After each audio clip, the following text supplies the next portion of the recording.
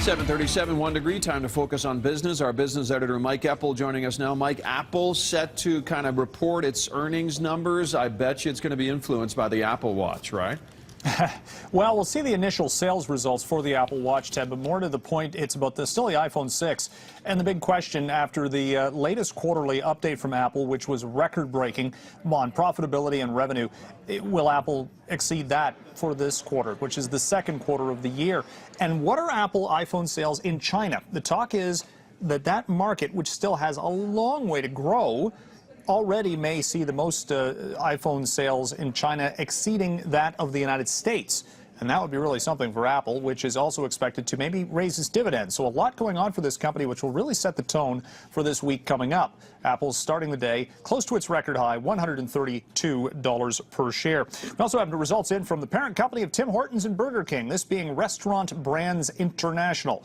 Remember, those two got together in that big deal last year, worth $12 billion or thereabouts. First quarter earnings showing an operating profit. They had a net loss because of restructuring charges in combination. It costs money sometimes to bring companies together.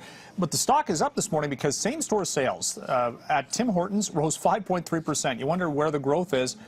Their sales are up year over year, 5.3%, better than expected. And Burger King had its best sales results in a decade, up by more than 4.5%. So some good numbers there. Quarterly earnings this week coming in from the energy sector. This is going to be interesting considering even though oil has been on a little uptrend recently, we'll get the first quarter results, which will show oil at its depths of the sell-off. And what does that mean for the earnings at companies like Suncor, Cenovus Energy, ExxonMobil? Already this morning, Precision Drilling reported a 75% drop in its earnings. They say they saw a tremendous drop-off in drilling activities in both Canada and the U.S. in the first quarter of the year.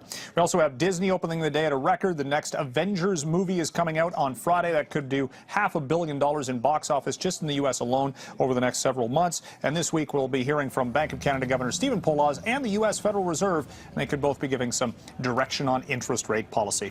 Ted, back to you. All right, good stuff. Thank you, Mike. That's our business editor, Mike Eppel, reporting this morning. You can hear Mike on 660 News at 26 and 56 after the hour.